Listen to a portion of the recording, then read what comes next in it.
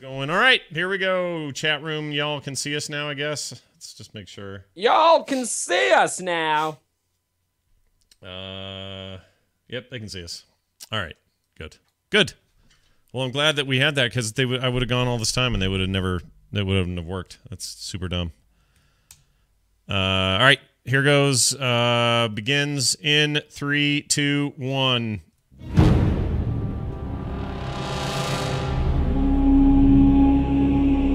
You're listening to The Instance.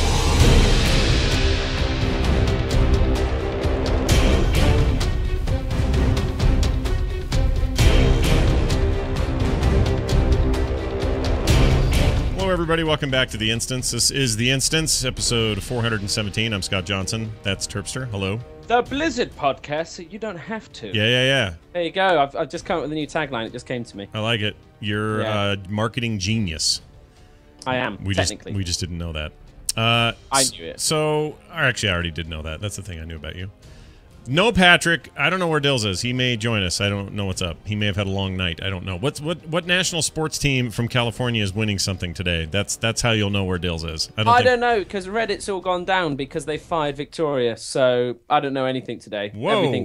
Everything's gone. They fired her? Yeah, that's why it's like, everything's gone private. I thought, weird. So I thought the big controversy was that they decided to shut down a bunch of hate threads. Oh, no, that was ages ago. That was fat people hate and stuff like that. Yeah. But no, yesterday they fired Victoria for some reason. Yeah. Probably justified. Allegedly. There you go. Covered my ass. So then AMA went private only in protest because they're like, without her, we can't really run AMAs anymore because she was the person who facilitated that happening with all the cool people. Yeah. And then a load of other people did it in solidarity. So, like I said, my source of news, I don't know anything. Your source of news, even if you go to the main page, is now mostly stories about Victoria. So, yeah wow. Reddit became pretty useless in a day. I guess that's the point. That's it. And guess who's going to be back? Dig, baby. Dig's going to be like, hey, guys, it's me. I'm Dig. Yeah. Come on, let's do it. Dig is back with a vengeance. You're like, Dig, I'm sorry, man. As we hate Reddit today, but we don't hate it that much. I'm sorry. You can go again. Is Reddit's, let's see if /r/wow is still there. Yeah, WoW's not gone solidarity. Yeah. Oh, there it is. Yeah, it seems to be talking all about /, WoW. /slash gaming. All right. /r/gaming. All right. That was down this morning. Up, down. There you go. Gosh. There you go. You gotta be kidding me. No gaming lols today. No memes about, do you remember when DLC was included in the game? Petrit Farm remembers. It's like thanks. Videos are down. Let's see. Music down. Yeah, funny. Basically most of the default ones. I think today, if we wanted to get into the subreddit game, we should make ask me most things, and then people would be like, "Oh, AMA's down," but this ask me most things. Yeah. Instead of ask me anything, that's much better. Actually, we should just do that. Yeah. And then celebrities would be more in on it because they'd be like, "Yeah, ask me most things about this sort of thing." But obviously, I only want to talk about Rampart, and we'd be like, "Don't worry, Woody Harrelson, we got your back." Very weird. Well, anyway, so there's that. I guess the WoW Bamo. people are still doing their thing. So anyway, reddit.com. Turmoil afoot. So we're here. We're going to do a show. Hopefully Dills will join us. Patrick's on vacation. We'll see what's up with those guys if they pop in. However, we got a lot of stuff to talk about. Some WoW news, some other stuff, and Heroes and Hearthstone and some other things. So let's just get right into it. World of Warcraft. Mumper, a.k.a. Corey Stockton, a.k.a. dude I talked to 2 episodes ago. A.k.a. dude who didn't say this to you 2 episodes ago. No! WTF, Corey. Yeah, I asked him too, and it was more... I think they just hadn't decided, because there's no reason he wouldn't have said it. No, if he they was have okay to say. decided. They're like even working on the expansion after the next expansion right now. Yeah. They've decided. Yeah. But this is just... this, I don't think he was meant to say anything. I don't think it was... Maybe this came out and wasn't supposed to. You don't announce news like this just in like a random interview. Mm-hmm. Well, I mean, okay, so it's a little ambiguous. The words were 6.2 is the last raid. Didn't say it was the last patch, but it's are we to defer from that, or what am I trying to say? Are we supposed to understand from that means this is end of expansion? I would say this is end of raiding in the expansion because that's clearly what they've said. Yeah. But in terms of, is there going to be more story to this expansion? Yes, definitely. I mean, there's far too much for there to be in between now and the next expansion. I mean, if we work on the fact they haven't announced it yet, the soonest they could announce a WoW expansion would be Gamescom in August. Yeah. So that would be the soonest. And then you got to think BlizzCon, potentially they could announce now and release a BlizzCon if it's the fastest they've ever done it. But Team 2's the biggest it's ever been. It's like 1,400 people work on WoW now. Yeah. So they've got to be doing stuff. And you kind of feel like because there's so many expansions ahead of us that they have made what we're going to play. Okay, next. so that's interesting because my feeling about this being the last potential hunk of content leaves me really disappointed that this would be the last of it. But have you done Hellfire? Yeah, last night. Well, the first what do you wing. think of it? I think it's cool. I think it's really good. Yeah, I think it's pretty good. It's much more big and open. It has a Burning Crusade feel. It feels like Black Temple. Yeah, it feels like exactly, and it feels very Burning Crusade. And obviously, it harks back to some of those nostalgic BC stuff. Well, in one very big way that we don't have to mention, I suppose, But yeah, no, they seem to have got a pretty rad set of encounters there for us. But so I'm disappointed to hear that it's potentially the last piece of content for this expansion. But what makes that disappointment ebb a little bit is this idea that we've talked about before, and they've kind of hinted at that they want to be, they've said for years they want to be quicker on the cycle. They want to get new content out faster. If only we had more money to do it. Yeah. That's what Blizzard said. So let's just say your scenario holds water. Let's say they come out at Gamescom and say, here's a new expansion.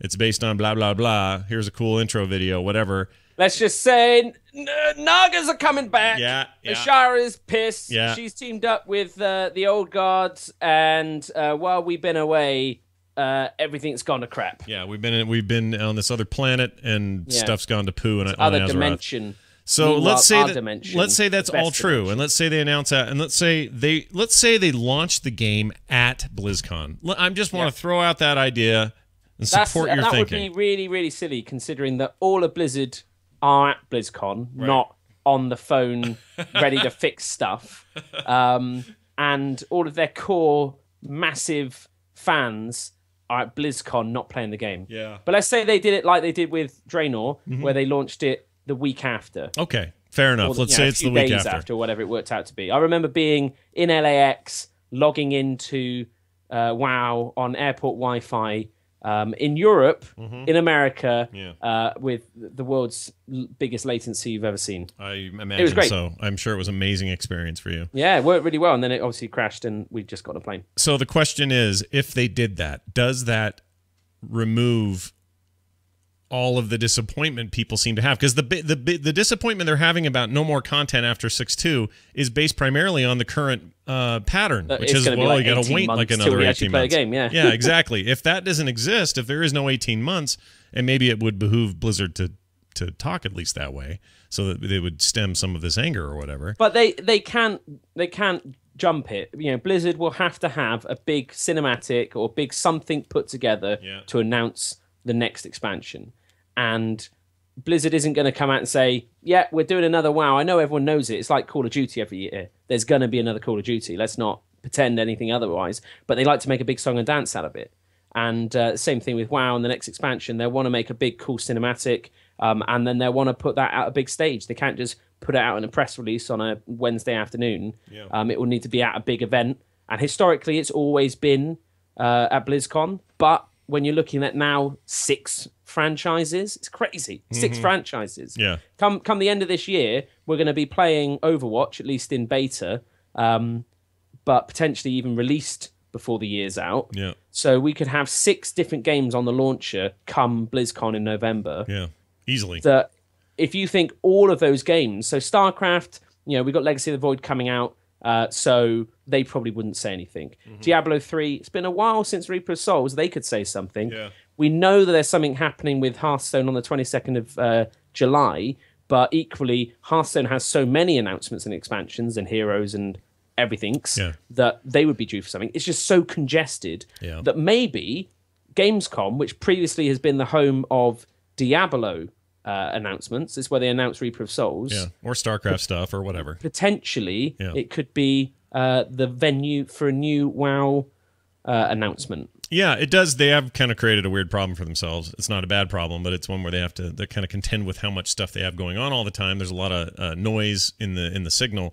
However, the idea of WoW getting in line with all these other properties with the kinds of update potential they have, because you can always have, there's something new every week with every game they have potentially, except maybe StarCraft. But even Diablo gets new stuff all the time. Well, yeah, if you look at StarCraft in the player-made stuff and the kind of Galaxy editor, there's new stuff all the time. Yeah, all the time. So why not try to get WoW in the condition that it maybe needs to be as it enters a new phase, to be constantly updating? Like, I think, again, RuneScape holds the Guinness World Record for the most updates applied to a game, and they do a big update every single week, and they have done for over a decade now. WoW obviously has a little bit more substance to it and a little bit more fidelity that prevents them being quite as nimble. But when you see 3 million players depart in a quarter, perchance that's an opportunity for you to make a big announcement, a big update to try and get more people back in. But even if they announced WoW in August, it would have to be in beta in September. Yep. To then stand a chance of potentially being released before the year's out. Yeah, and I don't know. I mean, there's so many questions. It's not the same as plopping a new hero into Heroes, because you've kind of got you don't have to revamp everything to put something else in. So I'm just saying maybe Blizzard gets more modular with WoW, and they start saying, all right, instead of big expansion being the main point of contact for new content, maybe it's single new zone, the way that like this new patch for Diablo is coming out with a brand new zone. Just boom, there it is. Here's your new zone. There's new stuff to do there, things to collect, whatever the point of it is. But not have to have it uproot everything else with all the class balance stuff and everything else that goes into every major release. But you need those big releases to get people off their asses and back into playing WoW. Yeah. Because otherwise patches do this all the time. You know, think of the Isle of Thunder. Yeah. They introduced a whole new zone, had a whole new questing areas and mechanics, and new dungeons to do, and new factions to rep up with, and basically could be a mini expansion in and of itself. But it's part of a larger model, and I think they make so much money from selling a new expansion. If you think about that, as what is it, $60 in America? Yeah. And then the collector's edition is like $80, or is that what $60 for collectors? 60 is the now I don't know. Yeah, I think I was trying to think. I don't know how it works out over here. I think it's about 30 quid for the game, and then 60 quid for the collectors, like twice as much almost. Right. But they sell millions and millions. Yeah. And then everyone subs up again, and it's that sort of thing where you don't break that model unless you have a really, really, really solid case study as to why you'd make more money doing it a different way. Yeah. And I don't think anyone could do that when WoW is as dominant as it is. I kind of agree. I don't know what they do. I guess what I'm looking at is this news over the last couple of days and the freak out over the fact that 6.2 was probably it. And if so that's the thing. But they've said this sort of thing before, and then what they end up doing is then putting out stuff like what was the Red Dragon shrine underneath Dragonblight called? But we basically had that one at the end of Lich King, didn't we? Yeah, that was bad. And so it's like, hey, yeah, I know you kicked Arthur's ass, and the cataclysm's coming, but maybe you should kill this black dragon here, a Twilight Dragon or whatever it was. And it's just like, okay, cool, yeah, fine. It was not a fun encounter either. Tied over, but it's that sort of thing could be introduced if they're running late. But even that's not going to be enough to keep people happy or interested. You wouldn't sub up again to kill one boss or one mini little contained, basically glorified 5-man. Yeah. So I personally think that they're going to put out another like a dungeon patch and a little bit more story, and then it will segue into the next expansion being announced probably later this year. Are we done? I don't think they're quick enough to do it for Gamescom. Are we done? Are we done with Gul'dan? Do you think he's dead? No. No one ever dies, right? No. Well, I think the if we again no stop spoilers. listening for like 10 minutes, but basically, I think that the portal we see at the end of 6.2 is probably leading to the Twisting Nether. Now, if we go back to our dimension and timeline, Ner'zhul had a pact with Kil'jaeden, and when he failed to deliver the Burning Legion to Azeroth or whatever he was trying to do, it's a lot of that going around, by the way. Kil'jaeden basically pulled him into the Twisting Nether. Well, it tricked him into coming into the Twisting Nether, and then endlessly tortured him, killing him, ripping him apart, putting him back together again, only to rip him apart again. And he did this again and again and again, and then encased him within an armor and became the Lich King. And he entombed him in Icecrown, and Arthas came along, and we know how that ended.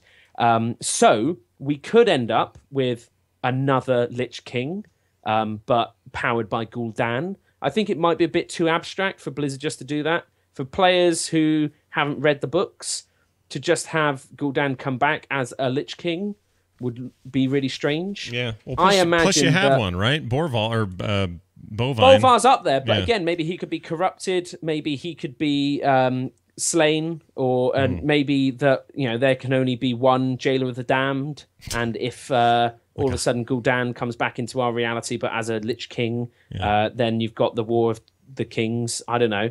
Highlander but 4. Personally, the other person, well, basically, the Twisting Nether is where demons exist, and the only way to kill a demon outright is to kill them inside the Twisting Nether. So every single demon we've ever killed isn't dead.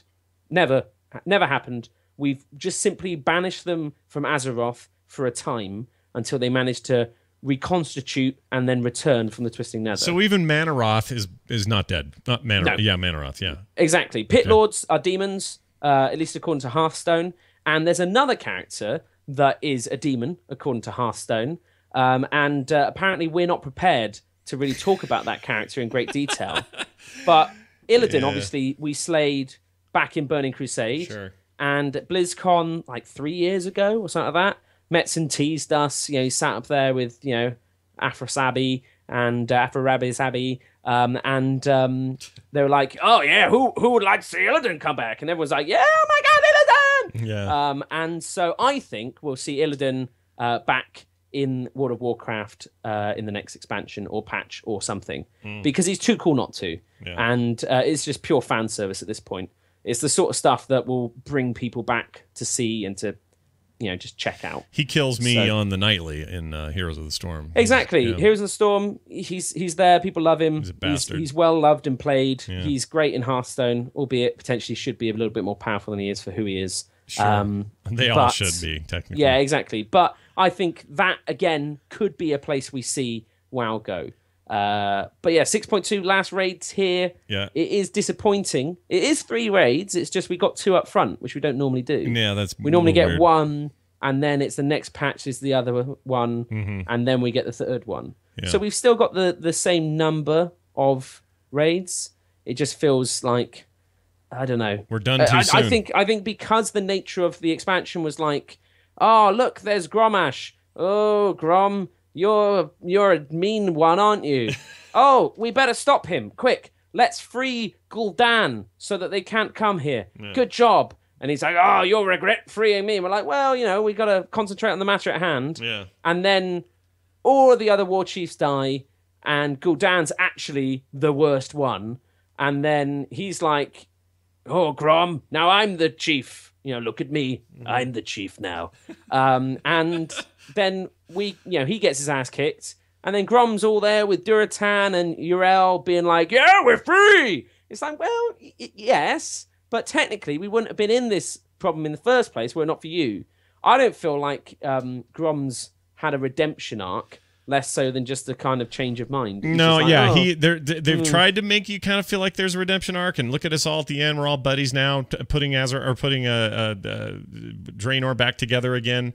But I felt like that was too easy. Like that. Well, it kind of feels like they finished it just a patch too soon, just in terms of story. Yes. Like there was another step in terms of character progression.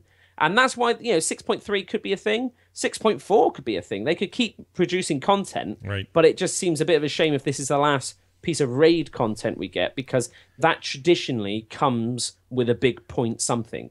When you have a new patch drop, short of if it's a selfie camera update, you normally expect it to come with a piece of raid content. Right.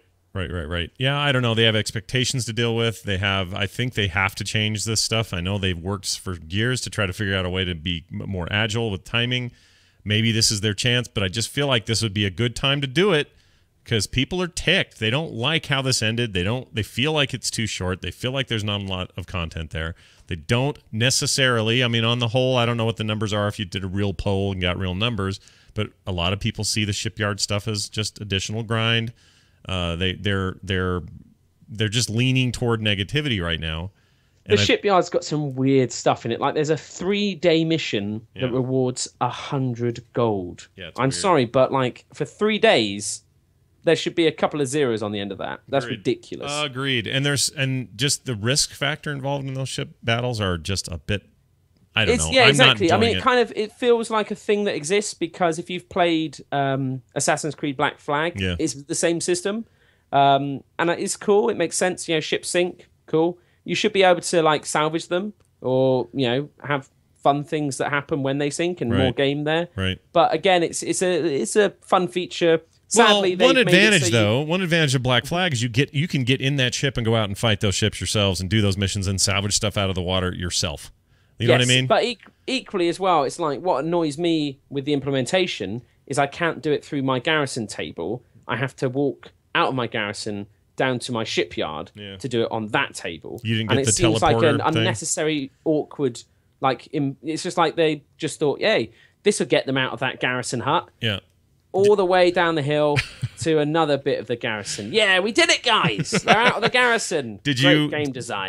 So you haven't done the mission where you get the little teleporter thing to go down there? No, where'd you get a teleport? What? It's a garrison mission. You get I forget what it's called, but you can port down there quickly. Even then, why bother? Give me it on my table. Yeah. Don't make me load into a different place. Yeah, I don't necessarily like the travel on that. Or at the very least, when you get the flying, that'll help because you can just pop out and pop in, and it's not that big a deal, But yeah, it would have been, I think, consolidating. But in all fairness, what's the point, Scott? What's the point of flying anymore? Yeah. There's nothing else. It's all over. Yeah, it's all over. I guess that's what people are saying. So look, I'm just saying, opportunity is on Blizzard's table to beef up timing or whatever they got to do to say, yeah, part of the reason we ended early is because we've got this plan, and it means quicker stuff and expansions every year, and something like that. Get off the 2-year cycle.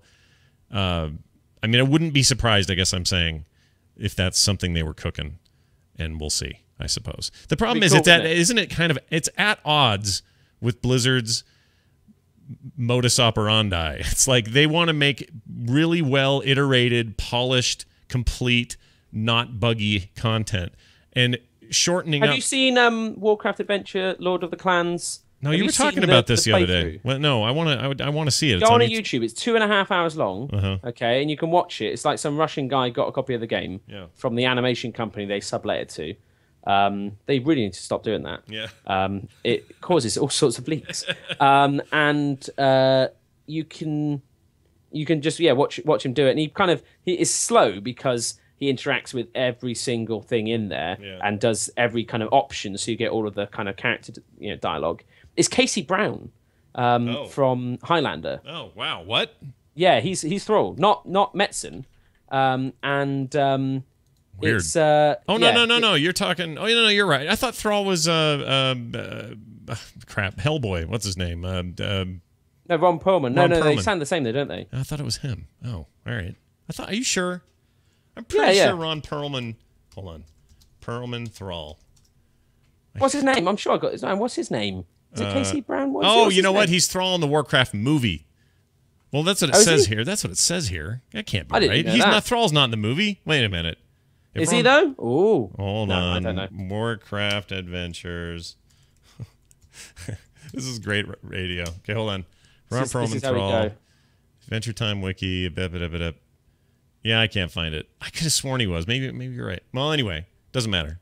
point is, that I didn't know that thing existed in a complete form. You're telling me that game would have only taken 2.5 hours and he clicked on everything if we ever got the game? Yeah, I think so. Well, at least it wasn't a finished. It's as close to being finished as I think you'll find. Yeah. Yeah, it's actually, like I said, watch it. It's a fun video. Yeah, I'll watch it. It's been around since 2011, though. That's what shocked me. I only just saw it the other day. Oh, I didn't know that, yeah. But, it's been out there for ages. So I'm assuming Blizzard doesn't care enough to bother about taking it down. Probably not. What was the year? That was like 01 or like 99 or something, right? Clancy Brown. That's why I can't say his name. Clancy Brown, right. Clancy Brown. It is, yeah. So Thrall was voiced by Clancy Brown. And it's weird just because it kind of comes across a bit slapstick and jovial. Yeah. And, so he was in Shawshank Redemption, Highlander. He's Mr. Krabs on SpongeBob. He's in SpongeBob, yeah, exactly. Yeah. It's not a world away from SpongeBob. I don't know, but it's fun to see, and you kind of get some of the story in there. But it's amazing to think that's 98. I think that was going to come out. Yeah. And if they had released that, I wonder if we would have got WoW. It's that sort of thing where it kind of didn't quite know what Azeroth was in terms of its vision in the Warcraft sense that we know it today. Yeah.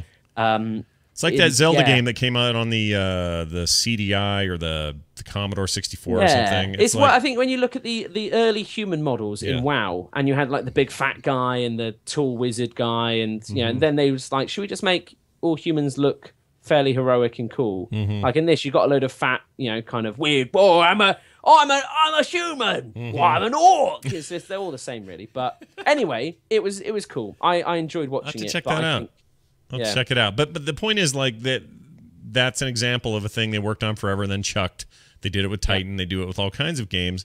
And I don't know that Blizzard's motto works for faster WoW turnaround.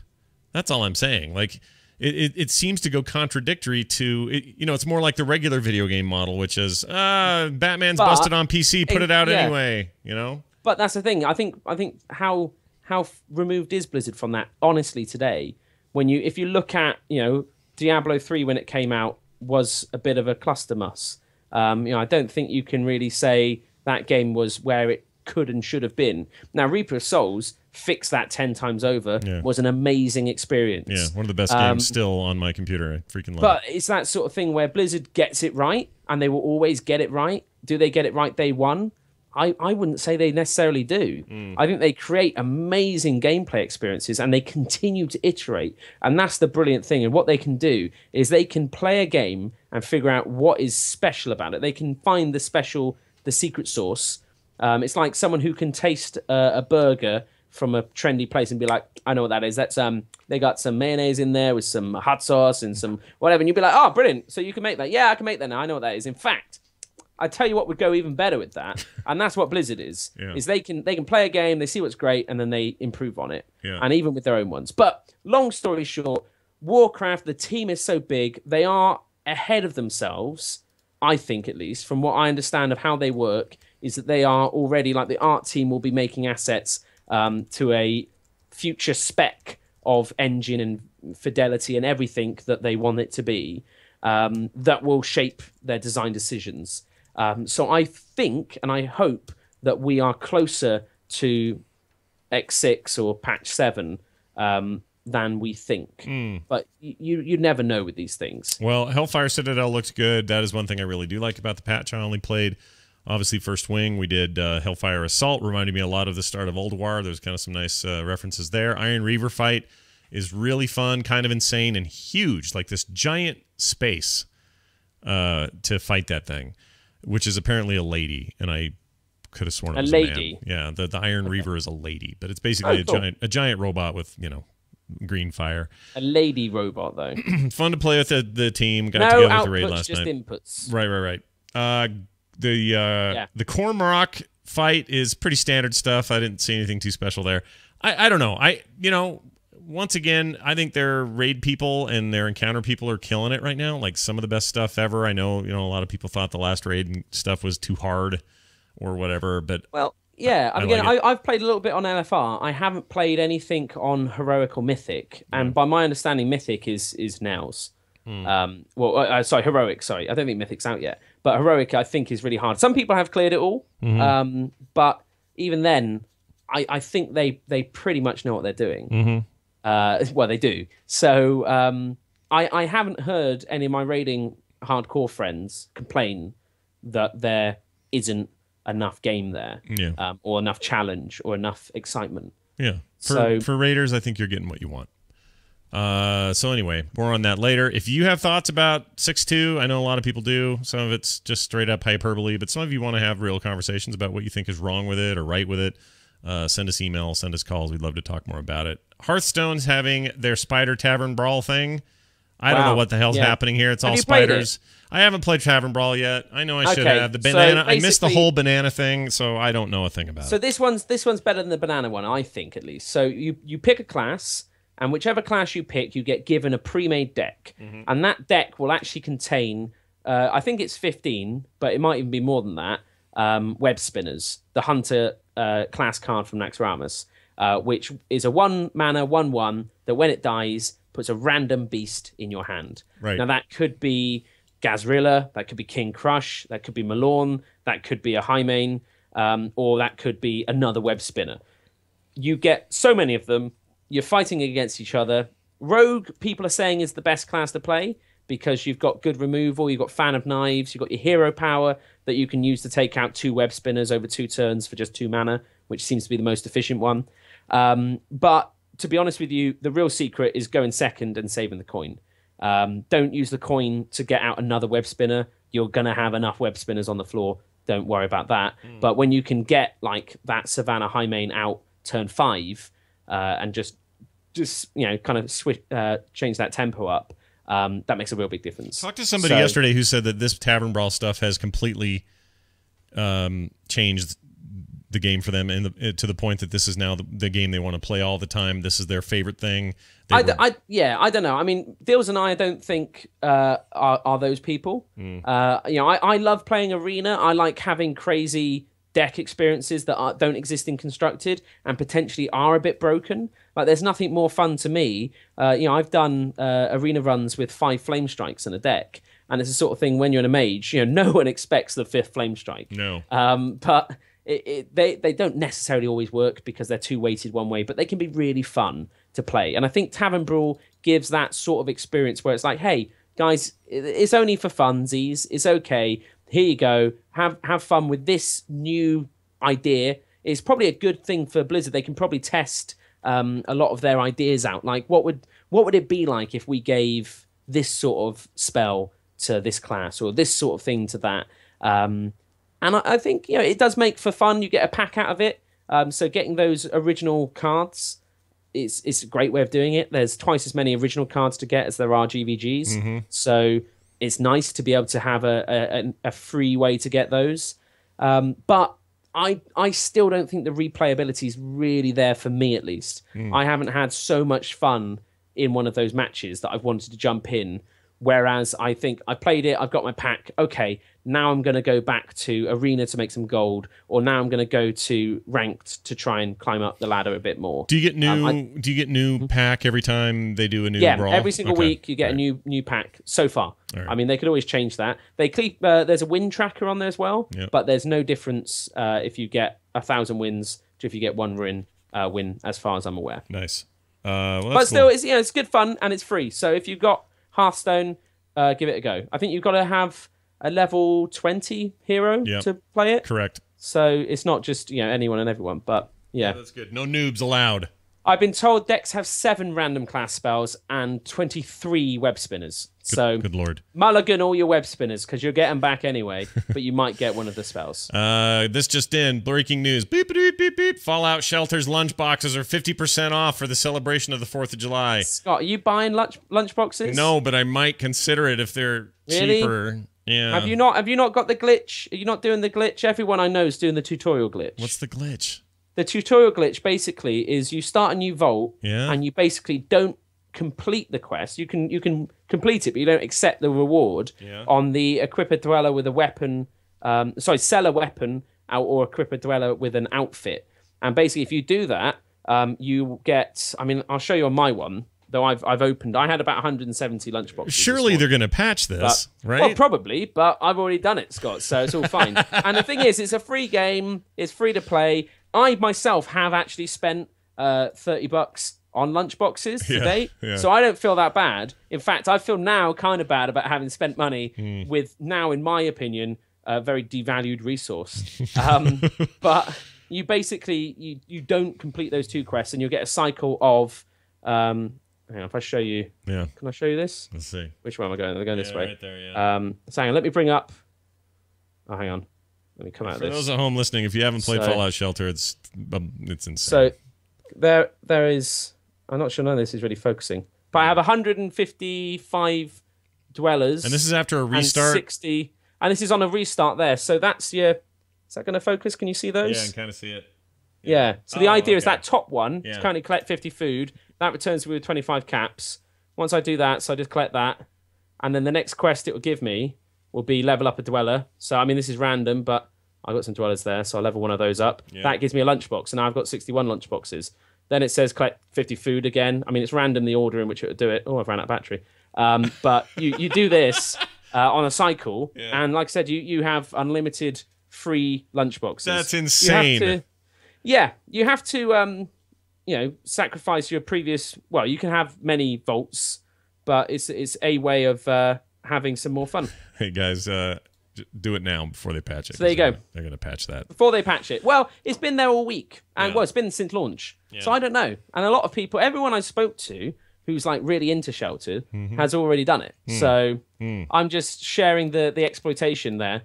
Don't be impressed if you see someone with 200 dwellers. Nice. It takes a day. Very nice. So, yeah. Here's the Storm News Butcher impressions. I think he's rad and fun. He's overpowered to no end. He's a little OP, but they often are when they come out. Or here's how it usually goes. I always think they're going to nerf these new characters when they come out. And then what ends up happening is they don't nerf them. Just everyone else figures out tactics to counter them. So quite probably, but I think the thing is that they're so expensive. You think I'll just buy it with money.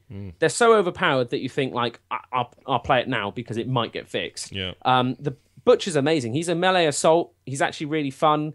He's not too squishy for an assault, which is kind of weird. Does all right. He's a little slow though. Can't get out of bad stuff quickly. Well, he's got his charge sort of thing. If you want to charge into stuff, I don't know about charging out. You've got to charge to a character. You can charge out to a minion. It turns out. Okay. Oh, there you go. Yeah. So maybe that's the play. Not structures, he's but got only his brand that you can then heal with, and his so amazing regen. Yeah. So yeah, I'm a big fan of the Butcher. I think they've done really really well. He's great. If in fact you can kind of gauge at least on some level the popularity of the character, because when I hop in with a group of friends.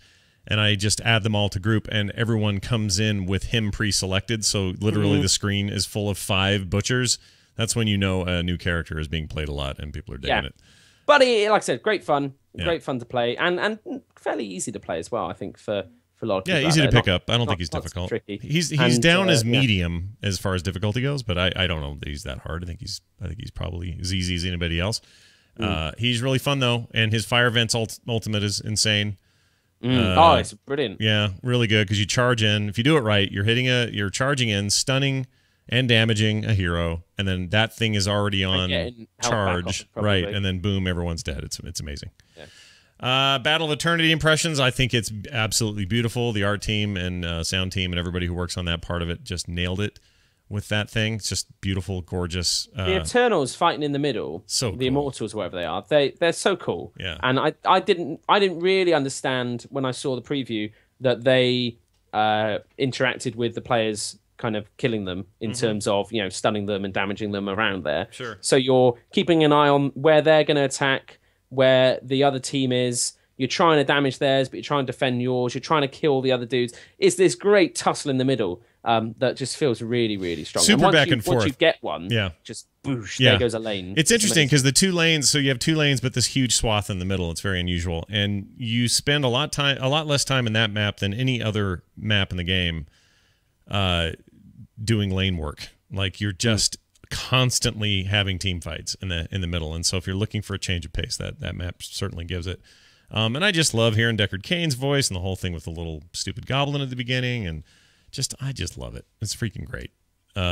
And And treasure. they data mined a wizard hero out of the PTR, so this is kind of interesting. Everybody keeps wanting Deckard Cain to be the last of this D3 event, but it may be a wizard. If there is even another character after the monk, we don't know. But there's some eventually it'll be everyone. Yeah, everyone will be in there, sure. It's just a question of either today or tomorrow or many tomorrows thereafter. Yeah. So wizard, I'm guessing the male, because we've done a lot of females lately on that side. Probably in the works, and we'll see if it shows up sooner than later. But that makes me excited because I'm a big fan of the wizard in the game. Yeah, wizard all the time. Very cocky. Yeah, that's what I like. I play a wizard. Yeah, you do play a wizard. Also, 100% XP boost until July 6th. So they're also celebrating the independence from the horrible tyranny. Let's not go of on about it, Scott. Okay, I don't want to talk about it. Yeah. I get a little bit, feel like there's a little bit of xenophobia. Is there some of that coming out in my tone? All of a sudden, people are like, "Whoa, excuse me, sir, what country are you from?"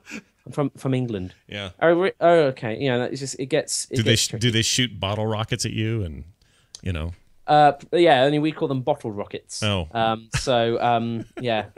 That's bottle. Past that, it's the same thing. It's scary. All right, great. Let's do this. Hear ye, hear ye. Why, it's the town crier.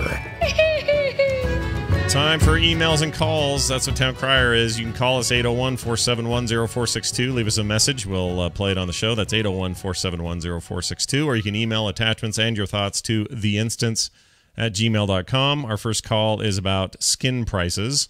Hey, Instance crew. I was just listening to the most recent episode where you guys were talking about the skin prices in Heroes of the Storm.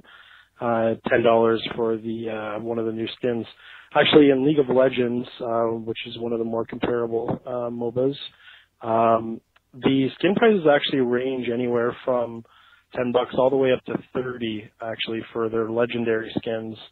Those are sort of the top-of-the-line ones that include some of the things that Scott mentioned in terms of new voice effects, new artwork, and so forth. So $10 is actually pretty cheap as far as skin prices go in that range. But anyway, love the show, though. Take care, guys. So it's an interesting comparison. Like, if I want to get Tassadar's transforming airplane thing, that's 15.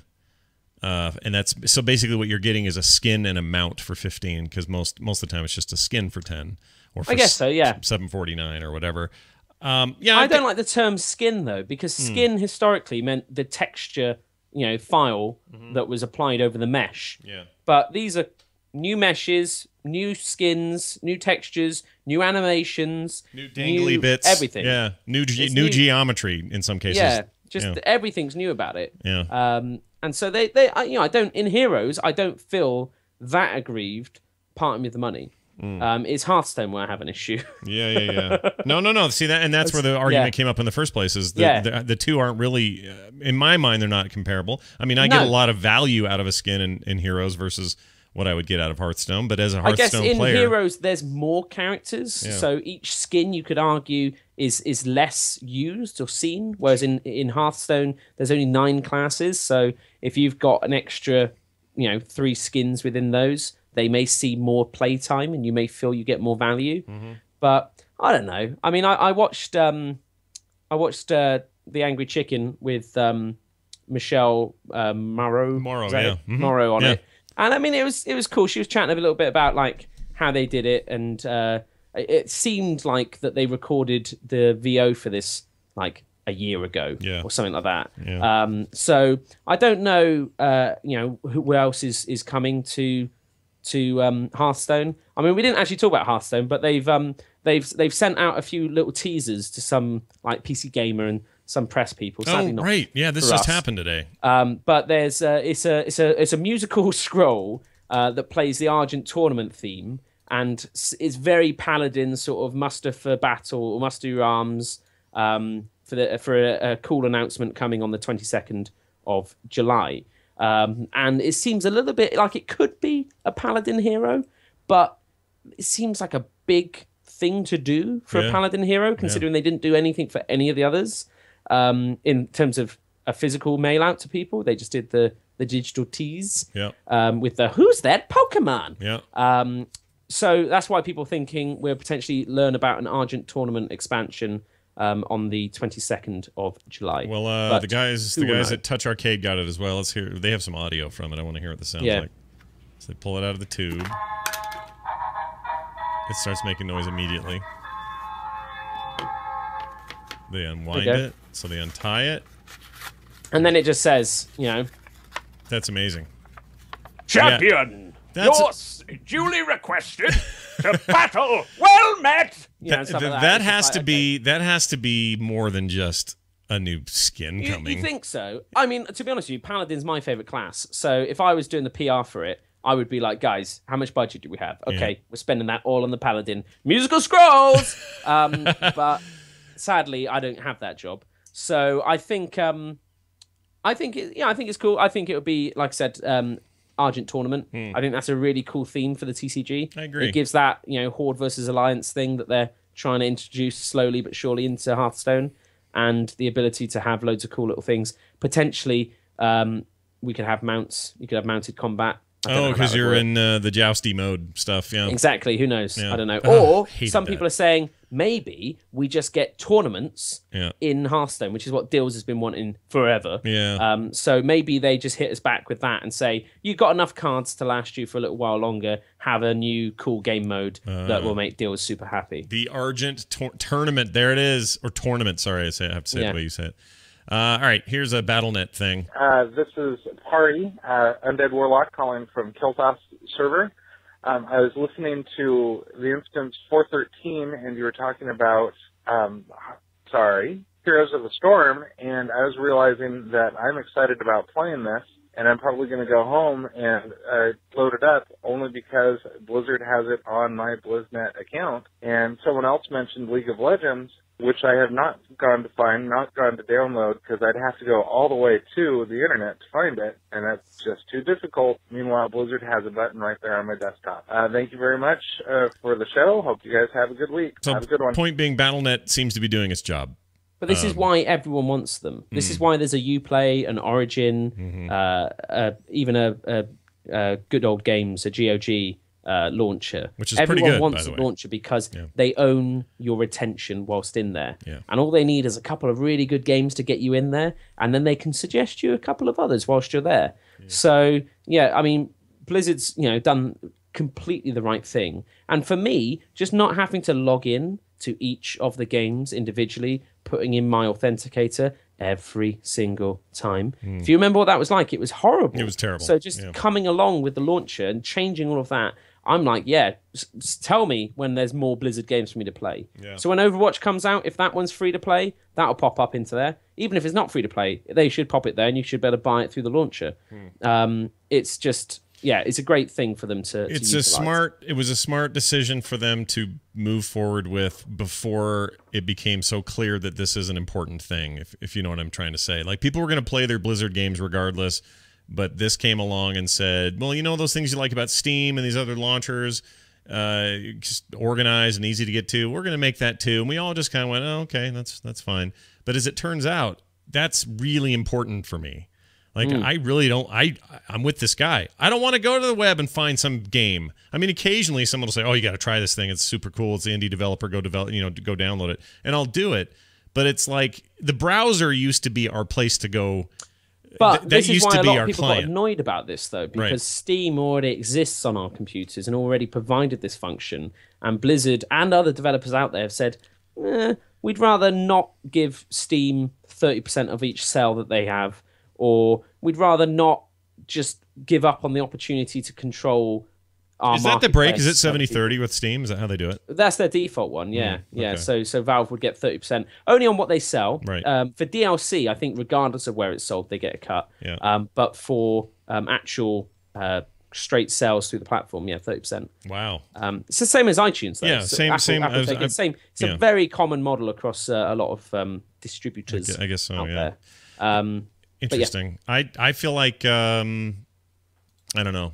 It's because I love the game, so it's easy for me to say that I really like BattleNet. If I didn't like BattleNet, or if I didn't like the games, maybe I wouldn't care. But But yeah, I'm kind of with this guy. Final call about esports.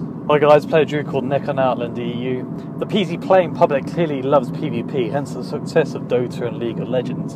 Do you think that Blizzard should push the WoW PvP scene a little bit more in arenas and rated battlegrounds on an esports level to try and increase the game's profile and therefore turn around that decline in subscriber numbers? Love the show, love to hear your thoughts, thanks. So they're kind of doing that now. They have a big lead up to BlizzCon, bunch of arena stuff that's going to basically create tournaments and work their way to BlizzCon. I don't think that it's that they don't do it. I just think the interest in WoW-based esports is at an all-time low.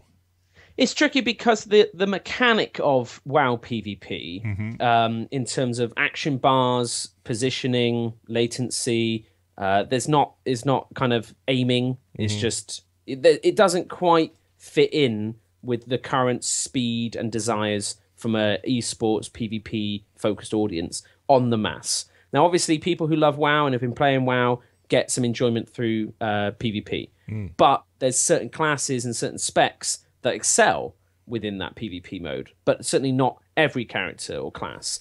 If in Heroes of the Storm you had as much disparity between the classes as there is in WoW, then people would be like, WTF Blizz, you got to fix this. Whereas in Warcraft, because it's got to balance the PvE side, and because everyone has a different job, so tanks and healers and damage, that's all got to balance. I just think that arenas are, I don't know, I think battlegrounds are a better example of WoW than arenas. Those small scale things. Yeah, and the way they pop off, they're fun. They're kind of fun to watch. I've seen them at BlizzCon and stuff. They're okay, but I feel like we always they're say we kind of know what's going on, but even when I watch them, I have no idea what's going on. Yeah, it's such a clumsy game to spectate and to understand, like, who's winning, what's he doing, how's that, what have they done there. It just was never built to be that. It was a kind of a tacked on feature.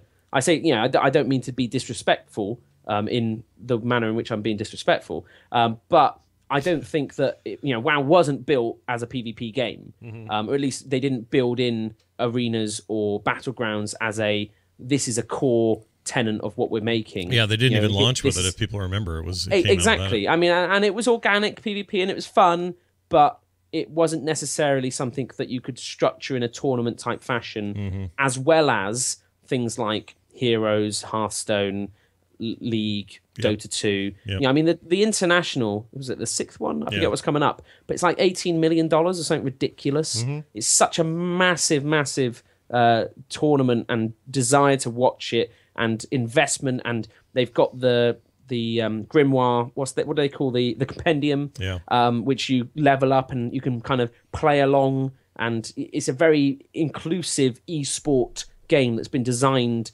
around that. Whereas I think that, I just feel like WoW PvP is great, but I just don't think it works as well as an esport. And that's why it isn't as big in the esports scene.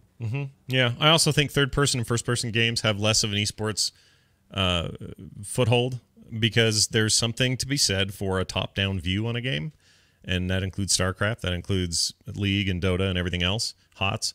They all have this perspective that lends itself well to the way sports are covered. It's like, well, a football field, you can see this big down shot of everybody playing and go, all right, well, this guy needs to move around the back, and look at the way he did that interception. And if he tackles here, like, you can do that with a MOBA or an RTS, and you can't do it as well with a thing where you're either right behind the guy's shoulder or you're, in a first person mode or whatever. It's the reason that shooters kind of have a big spot in esports, but never as big as these other things. If Blizzard built a load of tools to kind of display and make it so they had, kind of graphical interfaces where you saw movements on a 2D screen, or you saw health bars comparatively, or you saw, I don't know, something more to communicate what was going on, because I just think it's quite awkward to watch. I mean, Hearthstone I love to watch. It's like watching poker. Poker's huge on TV and the internet still. Yeah. And Hearthstone equally fills that exact same niche. In fact, a lot of Hearthstone's best players are ex-poker players. Right. It makes sense, right? That's same kind of draw. It's really weird. That's your calls. Thank you for those. Got one email to read. This is from Huckleberry, the Hunter Dwarf on Bronzebeard. He says, it occurred to me that there are many overlaps in the real-life debate over drone usage and the gaming world debate over flying mounts in World of Warcraft. Is there something, well, I don't know. Is there something inherently uncomfortable about seeing the world from above? Love the show. The idea with drones is that there is a detachment when you can see the world from that angle. I'll give you an example. I spent some time in New Orleans during a time that was kind of crime-ridden and horrible. Narlands. Terrible time. You walk down the street and there was just weird drug deals going. It was just bad the time I was there. And I remember being just kind of disgusted on the ground in certain parts of the city. And then, and there's no offense to anybody living there. It's just there's, the parts we were in were pretty bad. But we would get in a plane, and we would leave, and we would notice the exact same neighborhoods that were giving us so much grief from a plane looked just innocuous and fine, like just like a little model down there, a little toy. And it didn't have anywhere near the grit or the perspective that you have on the ground. And I think that drones, especially those controlled from thousands of miles away, doing horrible, destructive things, there's a detachment there. In fact, there's no way for even like a big airplane dropping atomic bombs to truly understand what that big mushroom cloud is like on the ground. You know what I mean? It's like they wanted the president to have a close personal aide who had the nuclear launch codes embedded in next to their heart. Right. So he would have to kill that person. Yeah. He'd have to take a life in order to take hundreds of thousands of lives. Oh, that's right. Yeah. And I just think that guy would just be the worst job in the world, wouldn't it? You'd just be constantly just so anxious. Yeah. All of a sudden, what's happening in the Middle East? Oh God, what the Russians are doing? What? Oh, I'm sorry, I can't come in today. I'm feeling really. I've got a cold coming on. Exactly. I'm sorry, I can't save the world today.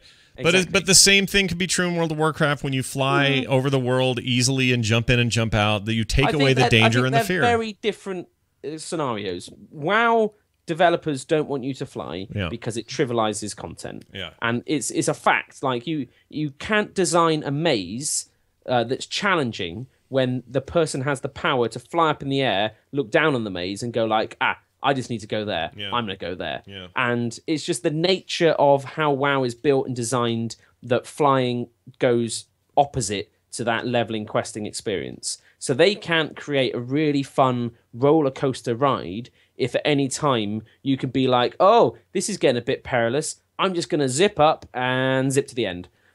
So it's just... But they can give that to us at the end, and that's all I've ever argued for. Well, you say the end, but what is the end? When I finish when you level up to max level, then for that last zone of content, you trivialize that, or for any further reputation grinds, or for anything, it trivializes how it works. And sometimes that's useful, like archaeology is a pain in the ass.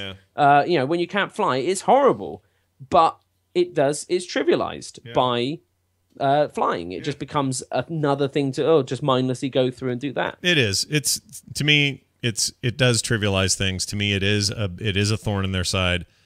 I just think at some point you let people fly. The players want it, and at the end of the day, people vote with their wallets and their feet, and Blizzard has to introduce it, and that's fine. And they've found a way. They're saying, okay, we're doing it, but we're gating it behind what we consider to be you completing the game. Mm-hmm. You have to get to this stage of content, rep up with these guys. Pretty much after this, it's all just quality of life serving, so we're okay with that. Yeah.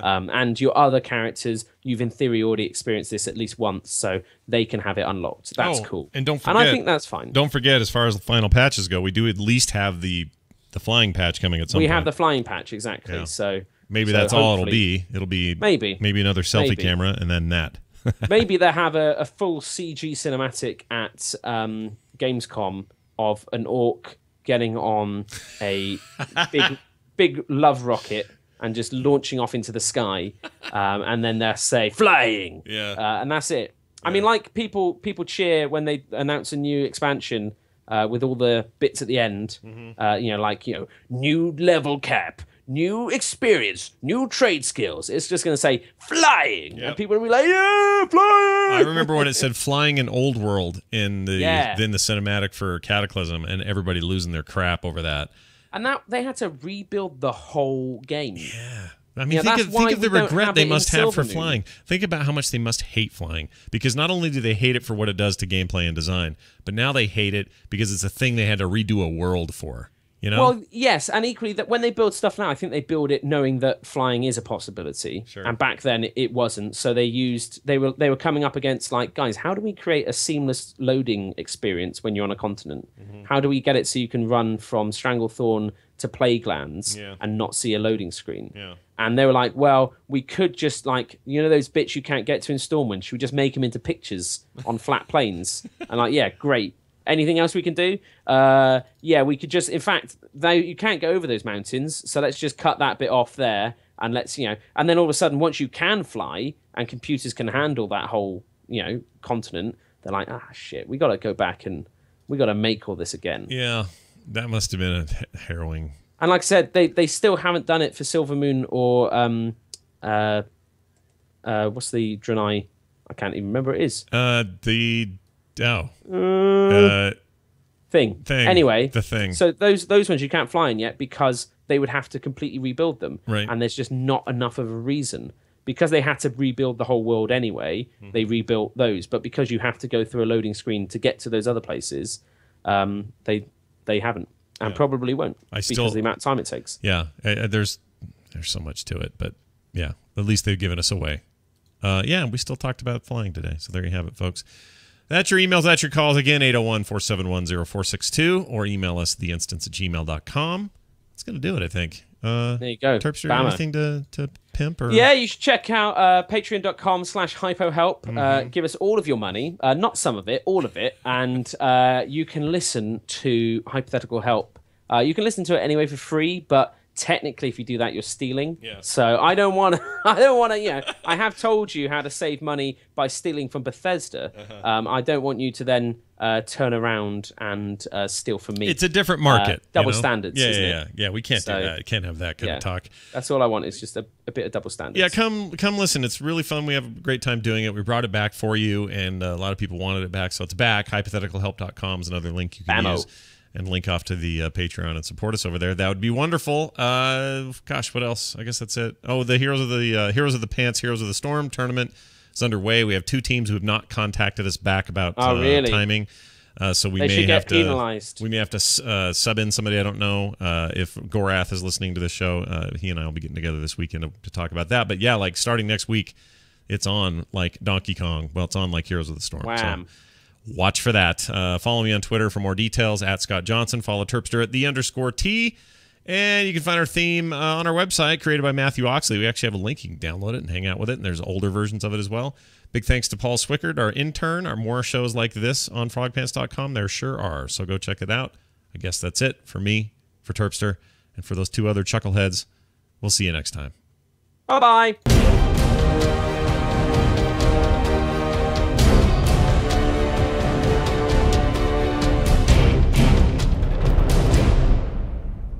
Wait, you ran arenas with Sips?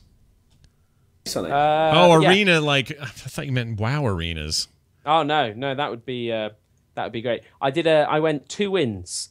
It was the worst arena I've ever had. Really? Well, not ever, but in a long, long time. Was this worth? It was. Was this against Sips? No. He was just in the office today. Oh. And so I got a call halfway through. I let Sips take over, and yeah. Nice. I like Sips. It was a thing. He's still my son's favorite. Well, tell your son he's dead to me. Well, no, aside from you. Oh, okay. Oh, that's fine. Then. That's fine. As the Yogs go, there's this like top tier. Yeah. Well, good job. Fun times. I guess that's it. We're done, everybody. Thank you all for listening. Terpster, have a great night. And you, sir. My best to the family. We'll talk to you later. Thanks, everybody. We're going to leave you now. No Current Geek tonight, holiday and all that. But there will be a NVIDIA stream on the actual 4th tomorrow. So join me at twitch.tv/NVIDIA for that. Okay? All righty. Bye now.